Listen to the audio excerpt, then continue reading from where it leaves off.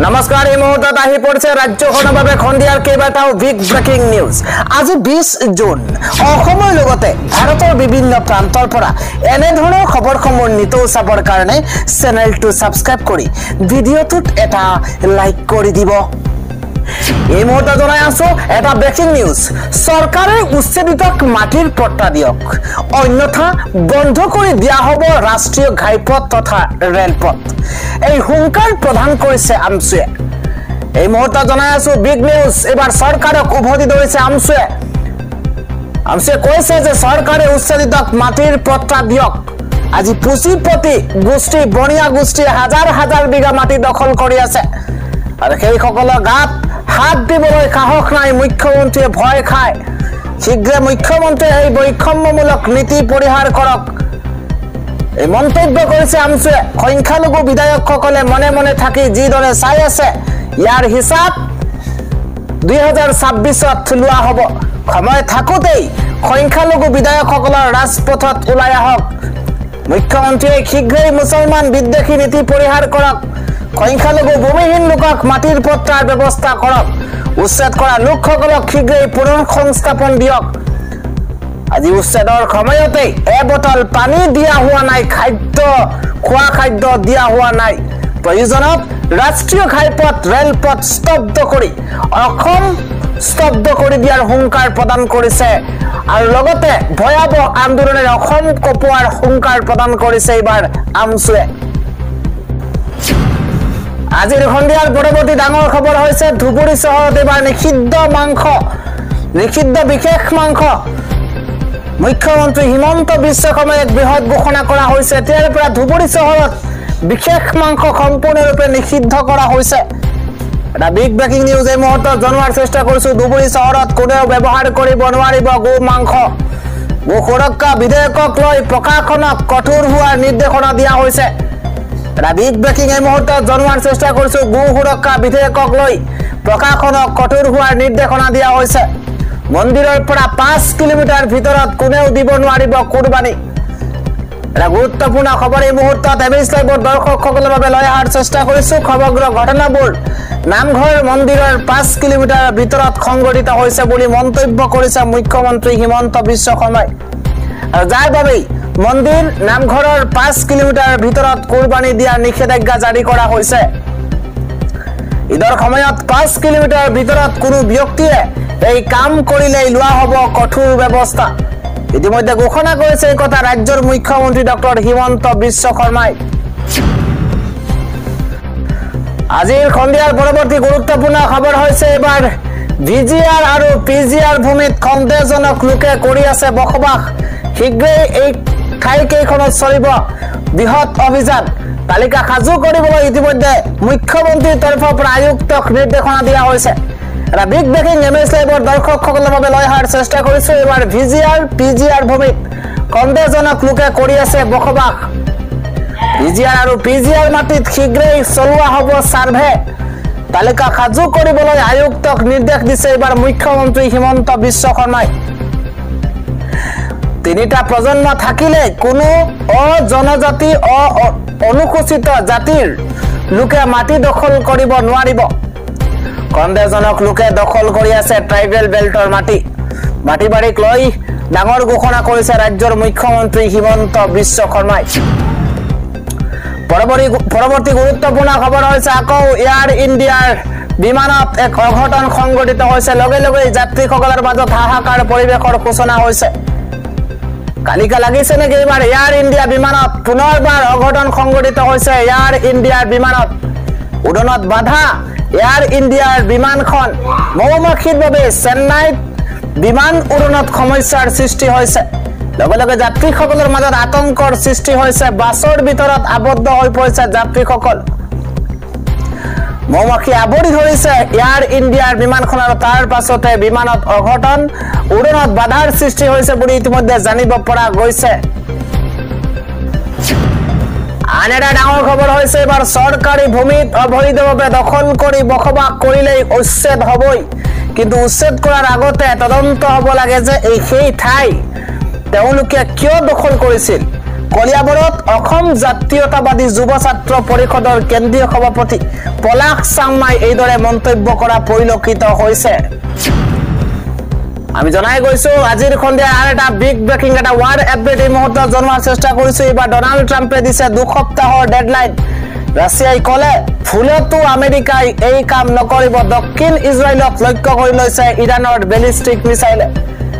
এই মুহূৰ্তত এটা বিগ ব্ৰেকিং জনোৱাৰ চেষ্টা কৰিছে এমএছ লাইভৰ দৰ্শকসকলৰ বাবে ৱাৰ্ড ব্ৰেকিং লৈ অহাৰ চেষ্টা কৰিছো। আমেৰিকাৰ ৰাষ্ট্ৰপতি ডনাল্ড ট্ৰাম্পে ইৰাণক বান্ধি দিছে ডেডলাইন আৰু 2 সপ্তাহৰ ভিতৰতে ইৰাণ আহক আলোচনাৰ মাজলৈ, অন্যথা ইৰাণৰ ওপৰত আমেৰিকাই কৰিব ভয়ংকৰ আক্ৰমণ। ডনাল্ড ট্ৰাম্পৰ এই দাবীৰ মাজতেই এইবাৰ এন্ট্ৰি মাৰিছে ৰাছিয়াই। ৰাছিয়াৰ ৰাষ্ট্ৰপতি পুটিনে গৰিহণা দিছে ইজৰাইলক। আমেৰিকাই যদি ইৰাণক আক্ৰমণ কৰে ই ভুল হিচাপে পৰিগণিত হ'ব। এই যুদ্ধৰ ফলত কেৱল মাত্ৰ ইৰাণ ক্ষতি নহয়, সমগ্ৰ মধ্যপ্ৰাচ্য অস্থিৰ হৈ পৰিব। ৰাছিয়াৰ বহু বৈজ্ঞানিক তথা কৰ্মচাৰী বৰ্তমানো আছে ইৰাণৰ পাৰমাণৱিক প্ৰকল্পত। কোনো কাৰণতেই যাতে ৰাছিয়ান লোকৰ লক্ষ্য কৰা নহয় সেয়া স্পষ্ট কৰি দিয়া হৈছে। যুদ্ধৰ 8ম দিনা ইৰাণে পুনৰ লক্ষ্য কৰি লৈছে দক্ষিণ ইজৰাইলত। পৰৱৰ্তী ডাঙৰ খবৰ হৈছে এইবাৰ ৰাজ্যত পুনৰ মুখলধাৰ বৰষুণৰ আগজাননী প্ৰদান কৰা হৈছে। এইবাৰ আগন্তুক 3 ঘণ্টাত 90 কিলোমিটাৰ বেগত আহিব পাৰে প্ৰচণ্ড ধুমুহা বৰষুণ।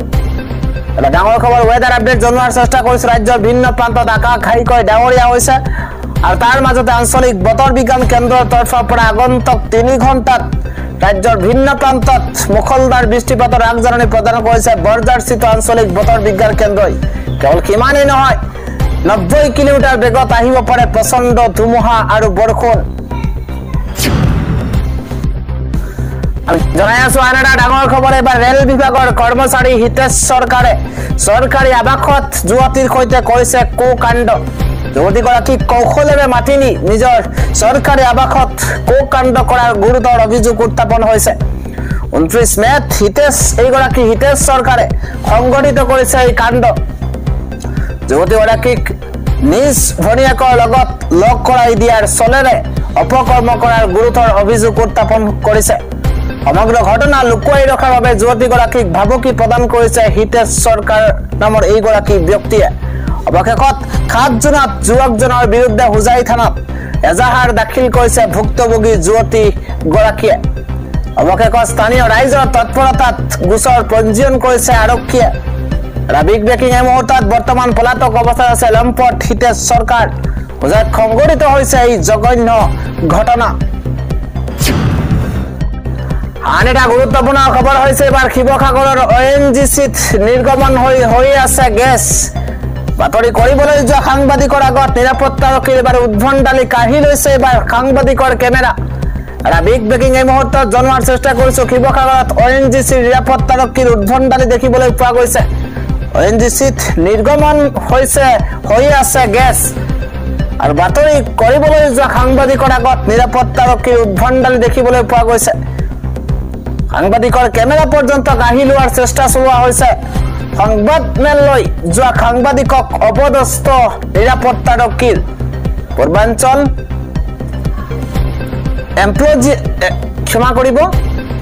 এমপ্লয়িজ ইউনিয়নৰ নিমন্ত্ৰণ ৰক্ষা কৰি যোৱা সাংবাদিকৰ কেমেৰা কাঢ়ি লোৱাৰ চেষ্টা। ঘটনাক লৈ শিৱসাগৰৰ সংবাদ মহলৰ মাজত তীব্ৰ প্ৰতিক্ৰিয়াৰ সৃষ্টি হৈছে। বিগত 9টা দিনে সাংবাদিকক অপদস্থ কৰি অহাৰ অভিযোগ ONGC নিৰাপত্তাৰক্ষীৰ বিৰুদ্ধে। আন এটা গুৰুত্বপূৰ্ণ খবৰ হৈছে আকৌ বাল্য বিবাহৰ দৰে ঘটনা সংঘটিত হৈছে। এইবাৰ আশা কৰ্মীৰ আঞ্জুবাৰ নামৰ এগৰাকী মহিলাৰ ওপৰত আশা কৰ্মীৰ ওপৰত বাল্য বিবাহ কৰোৱাই দিয়াৰ এক অভিযোগ উত্থাপন হৈছে। আমি জনাই আছো এটা গুৰুত্বপূৰ্ণ খবৰ। ৰাজ্যত আকৌ বাল্য বিবাহৰ বাবে উত্তপ্ত পৰিস্থিতি। এবাৰ ৰূপহীহাটত বিয়াৰ মণ্ডপৰ পৰাই গ্ৰেপ্তাৰ হৈছে দৰাৰ সাজত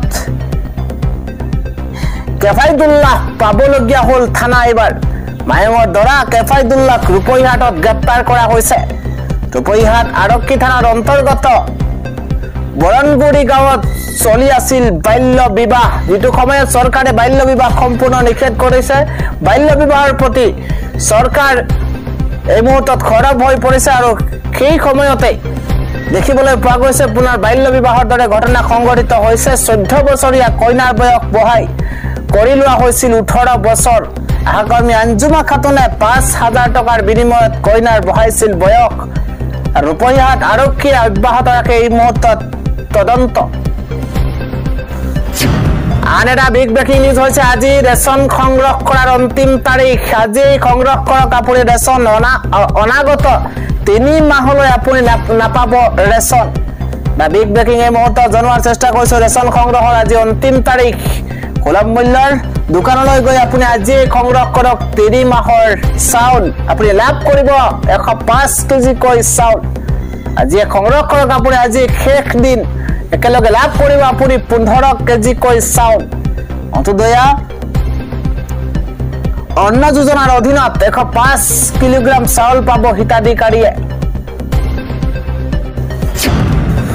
পৰৱৰ্তী খবৰটো হৈছে যোৰহাটৰ 8খন ফাৰ্মাসীৰ বিৰুদ্ধে সিবিআইৰ এবাৰ তদন্ত ONGC-লৈ ঔষধ যোগানৰ ভুৱা বিলৰ বৃহৎ কেলেংকাৰীৰ এই মুহূৰ্তত ফাদিল হৈছে ONGC-লৈ ঔষধ যোগানৰ ভুৱা বিলৰ এক বৃহৎ কেলেংকাৰী ফাদিল হৈছে যোৰহাট জিলাত এই খণ্ডত ইতিমধ্যে কেন্দ্ৰীয় অনুসন্ধান সংস্থায়ও গোচৰ ৰুজু কৰি তদন্ত আৰম্ভ কৰিছে ইতিমধ্যে সিবিআই যোৰহাটৰ 8খন আগশাৰীৰ ফাৰ্মাসীৰ বিৰুদ্ধে গোচৰ ৰুজু কৰিছে আনকি দুগৰাকী চিকিৎসকৰ বিৰুদ্ধেও গোচৰ ৰুজু কৰা হৈছে 2019 চনৰ পৰা 2022 চনলৈ ONGC-ৰ যোৰহাটৰ চিনামৰাস্থিত অসম আৰু অসম আৰাকান বেচিন আৰু যোৰহাট সম্পদৰ কাৰ্যালয়লৈ ভুৱা বিলেৰে ঔষধ যোগানৰ কেলেংকাৰীত জড়িত থকাৰ অভিযুক্ত হৈছে তদানীন্তন ডেপুটি জেনাৰেল মেনেজাৰ ডক্টৰ বিজয় কুমাৰ শ্ব তদানীন্তন ঠিকাভিত্তিক medical officer doctor Ishita Tamuli আৰু যোৰহাটৰ 8খনকৈ আগশাৰীৰ ফাৰ্মাসীৰ স্বত্বাধিকাৰী সিবিআই ৰুজু কৰা গোচৰত যোৰহাটৰ অভিযুক্ত ফাৰ্মাসী আৰু তাৰ স্বত্বাধিকাৰীসকল হল কেইবাগৰাকী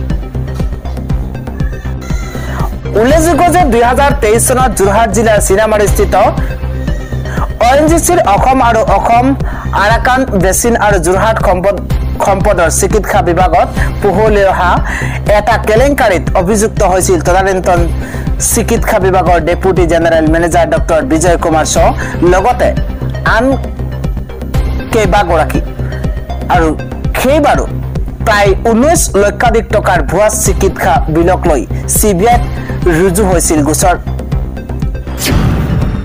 আন এটা খবৰ হৈছে আহমেদাবাদ বিমান দুৰ্ঘটনাত এবাৰ আমেৰিকালৈ প্ৰেৰণ কৰা নহয় ব্লেক বক্স মন্ত্ৰালয়ে দিছে এই মুহূৰ্তত উত্তৰ 12 জুনত দুৰ্ঘটনাত পতিত হোৱা এয়াৰ ইণ্ডিয়াৰ বিমানখনৰ উদ্ধাৰ হোৱা ব্লেক বক্সৰ তথ্য বিশ্লেষণৰ বাবে আমেৰিকালৈ প্ৰেৰণ কৰা নহয় এই ক্ষেত্ৰত অসামৰিক বিমান পৰিবহণ মন্ত্ৰালয়ে ইয়াক সঁচা নহয় বুলি উল্লেখ কৰিছে মন্ত্ৰালয়ৰ তৰফৰ পৰা জাৰি কৰা বিবৃতিত কোৱা হৈছে যে এনে ধৰণৰ কোনো সিদ্ধান্ত গ্ৰহণ কৰা নাই আৰু সংবাদ মাধ্যমত ইয়াক লৈ যি বাতৰি প্ৰকাশ পাই আহিছে সেয়া তথ্যৰ ওপৰত আধাৰিত নহয় মন্ত্ৰালয়ে কয় যে ফ্লাইট ডাটা ৰেকৰ্ডাৰৰ তথ্য বিশ্লেষণ কোড কৰা হ'ব কোড ইয়াৰ তথ্য উদ্ঘাটন কৰা হ'ব সেই সিদ্ধান্ত এয়াৰক্ৰাফ্ট এক্সিডেণ্ট ইনভেষ্টিগেশ্যন ব্যুৰোৰ অনুসন্ধান ব্যুৰোৱে ইয়াৰ বিশ্লেষণ কৰিব আৰু তাৰ পাছতেই এই সিদ্ধান্ত গ্ৰহণ কৰা হ'ব যে তথ্য ভাৰততে উদ্ঘাটন কৰিব পৰা যাব নে নাযাব আন এটা খবৰ হৈছে ইৰাণত ইজৰাইলৰ সামৰিক অভিযানক আমেৰিকাৰ সমৰ্থনৰ বিৰুদ্ধে প্ৰতিবাদ এবাৰ হায়দৰাবাদত আমেৰিকান দূতাবাসৰ বাহিৰত আটক কৰা হৈছে 70 জনক বৃহস্পতিবাৰে অৰ্থাৎ 19 জুনত ভাৰতীয় কমিউনিষ্ট পাৰ্টি চমুকৈ CPI আৰু মিত্ৰ বাওপন্থী গোটৰ উদ্যোগত নানাক্ৰামণ্ডাত থকা আমেৰিকাৰ কনসুলেটৰ বাহিৰত এক প্ৰতিবাদী কাৰ্যসূচীত মুঠ 70 জন ব্যক্তিক আটক কৰা হৈছে ইৰাণত ইজৰাইলৰ সামৰিক অভিযানক আমেৰিকা চৰকাৰে দিয়া সমৰ্থনক গৰিহণা দি এই প্ৰতিবাদ সাব্যস্ত কৰে 63 জন পুৰুষ আৰু 7 গৰাকী মহিলাকে ধৰি বিক্ষোভকাৰীসকলে কনসুলেট চৌহদৰ ওচৰত সমবেত হৈ চলি থকা সংঘাতৰ মাজতেই আমেৰিকাৰ সামৰিক সাহায্য আৰু ইজৰাইলৰ বাবে ৰাজনৈতিক সমৰ্থনৰ নিন্দা কৰা শ্লোগান আৰু প্লেকাৰ্ড প্ৰদৰ্শন কৰে আৰক্ষী লোকে প্ৰতিবাদকাৰীক শাৰীৰিকভাৱে ৰখাই ৰৈ থকা ভেনত এস্কৰ্ট কৰা দেখা গৈছিল আৰু তাৰ পাছৰ পৰা সোশ্যাল মিডিয়াত প্ৰচাৰিত হোৱা ভিজুৱেলত আটক কৰি ৰখাৰ পিছতো আৰক্ষীৰ বাহনৰ ভিতৰৰ পৰা কেইবাজনো প্ৰতিবাদকাৰীয়ে শ্লোগান দি আছিল আৰক্ষীৰ মতে জনশৃংখলা বজাই ৰাখিবলৈ প্ৰতিবাদকাৰীসকলক প্ৰতিৰোধমূলক জিম্মাত লৈছিল আটকাধীন 70 জনৰ ভিতৰত 56 জনক নাৰ্চিংগী থানালৈ লৈ যোৱা হয় বাকি 14 জনক গাছিবৌলি থানালৈ লৈ যোৱা হৈছে পৰৱৰ্তী খবৰ হৈছে এবাৰ 10 অক্টোবৰত 14000 নিবনুৱাই লাভ কৰিব চৰকাৰী চাকৰি ইতিমধ্যে এই কথা ঘোষণা কৰিছে ৰাজ্যৰ মুখ্যমন্ত্ৰী হিমন্ত বিশ্ব শৰ্মাই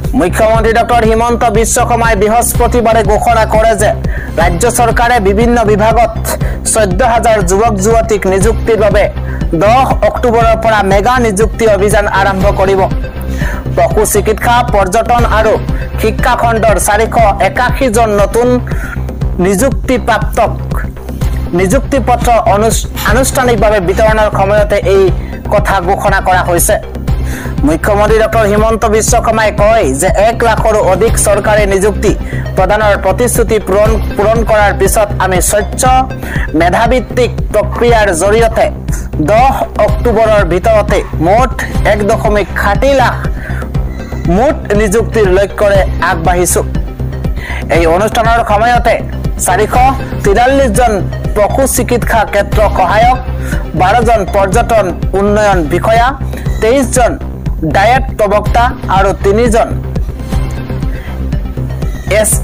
SCERT সহকাৰী সঞ্চালকে নিযুক্তি পত্ৰ লাভ কৰিছে উল্লেখযোগ্য যে এই অনুষ্ঠানত দৈনিক 10 লাখ লিটাৰ গাখীৰ প্ৰক্ৰিয়াকৰণৰ লক্ষ্যৰে north east dairy and foods স্থাপনৰ বাবে ৰাষ্ট্ৰীয় দুগ্ধ উন্নয়ন বোৰ্ডৰ সৈতে চুক্তিবদ্ধ হোৱা বুলিও মুখ্যমন্ত্ৰীগৰাকীয়ে ঘোষণা কৰিছে কণী আমদানিৰ ক্ষেত্ৰত অসমৰ নিৰ্ভৰশীলতাৰ ক্ষেত্ৰত তেওঁ কয় যে হাঁহ কুকুৰা পালনৰ বাবে যদি মাত্ৰ 1000 উদ্যোগীয়ে আগবাঢ়ি আহে তেন্তে 3 বছৰৰ ভিতৰতে ৰাজ্যখনে দৈনিক 1 কোটি কণী উৎপাদন কৰিব পাৰিব ইয়াৰ উপৰিও মুখ্যমন্ত্ৰী ডক্টৰ শৰ্মাই গৰুৰ গোবৰৰ পৰা বায়োগেছ আৰু বায়ো CNG উৎপাদন স্থানীয় গাহৰিৰ মাংস উৎপাদনৰ প্ৰকাৰৰ গুৰুত্ব আৰোপ কৰিবলৈ আহ্বান জনাইছে পৰৱৰ্তী খবৰটো হৈছে ছত্তীশগড়ত আন এক বৃহৎ অভিযান সেনাৰ গুলীত নিহত হৈছে এবাৰ মাওবাদী নেত্ৰী ছত্তীশগড়ত চলি আছে সেনা আৰু আৰক্ষীৰ মাওবাদ নিষেধ অভিযান এই অভিযানত শুকুৰবাৰে সেনা আৰক্ষীৰ গুলীত নিহত হৈছে এগৰাকী মাওবাদী নেত্ৰী ছত্তীশগড়ৰ কাংকেৰ জিলাত চলোৱা অভিযানত বিদ্ৰোহী নেত্ৰীগৰাকীৰ মৃত্যু হৈছে উল্লেখযোগ্য যে চলিত বৰ্ষৰ জানুৱাৰী মাহৰ পৰা কেৱল বাস্তাৰ অঞ্চলত 213টা মাওবাদীক হত্যা কৰা হৈছে আৰক্ষী জনোৱা মতে গোপন সূত্ৰৰ পৰা তথ্য লাভ কৰাৰ পিছত DRG BSF আৰু আৰক্ষীৰ যুটীয়া নিৰাপত্তা বাহিনীয়ে সুতা বেটিয়া থানা এলেকাত অভিযান আৰম্ভ কৰিছে তথ্য অনুসৰি কাঠি নদীৰ পাৰত জংগলেৰে আবৃত আমাতুলা আৰু কলপাৰ গাঁৱত মাওবাদীৰ এটা দল আত্মগোপন কৰি আছিল সেই অনুসৰি অঞ্চলটোৰ চাৰিওফালে তালাচী আৰম্ভ কৰা হৈছে পিছুৱাই যাবলৈ ঠাই নথকাৰ বাবে মাওবাদীয়ে গছৰ তলত লুকুৱাই নিৰাপত্তা বাহিনীৰ ওপৰত গুলীচালনা কৰিবলৈ ধৰিলে সেনা বাহিনীয়ে প্ৰতিশোধ তাৰ লৈছে দুই পক্ষৰ মাজত হোৱা যুঁজৰ অন্তত অৱশেষত এগৰাকী মহিলা মাওবাদী নেত্ৰী নিহত হৈছে ঘটনাস্থলীৰ পৰা উদ্ধাৰ হৈছে বৃহৎ পৰিমাণৰ অস্ত্ৰ শস্ত্ৰ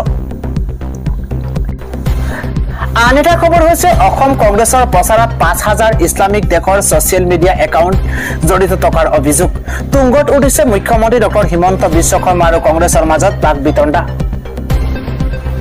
মুখ্যমন্ত্ৰী ডক্টৰ হিমন্ত বিশ্ব শৰ্মা আৰু কংগ্ৰেছৰ মাজত বাক বিতণ্ডা এতিয়া তুংগত উঠিছে শুকুৰবাৰে 2026 চনৰ বিধানসভা নিৰ্বাচনৰ পূৰ্বে অসম কংগ্ৰেছৰ প্ৰচাৰৰ ক্ষেত্ৰত মূলত ইছলামিক দেশৰ পৰা চলি থকা 5000ৰো অধিক ছ'চিয়েল মিডিয়া একাউণ্ট জড়িত থকাৰ অভিযোগত উত্থাপন কৰি উদ্বেগ প্ৰকাশ কৰিছে ৰাজ্যৰ মুখ্যমন্ত্ৰী ডক্টৰ হিমন্ত বিশ্ব শৰ্মাই সংবাদমেল সম্বোধন কৰি ডক্টৰ শৰ্মাই দাবী কৰে যে বেছিভাগেই বাংলাদেশ আৰু পাকিস্তানৰ ৪৭খন দেশৰ পৰা এই একাউণ্টসমূহ বিগত এমাহ ধৰি এজন বিশেষ অসম কংগ্ৰেছ নেতা আৰু দলৰ ৰাজ্যিক ইউনিটৰ পেজৰ সৈতে সংযুক্ত বিষয়বস্তুৰ সৈতে সক্ৰিয়ভাৱে জড়িত হৈ আছে বুলি তেওঁ দাবী উত্থাপন কৰিছে শৰ্মাই লগতে কয় যে এই একাউণ্টসমূহে কেৱল অসম কংগ্ৰেছ আৰু এজন বিশেষ নেতাৰ কাৰ্যকলাপৰ ওপৰত গুৰুত্ব আৰোপ কৰে আৰু ৰাহুল গান্ধীৰ দৰে জাতীয় কংগ্ৰেছৰ নেতাৰ সৈতে লিংক কৰা পোষ্ট বা ভাৰতীয় জাতীয় কংগ্ৰেছৰ অফিচিয়েল পেজৰ সৈতে লিংক কৰা হোৱা নাই যদিও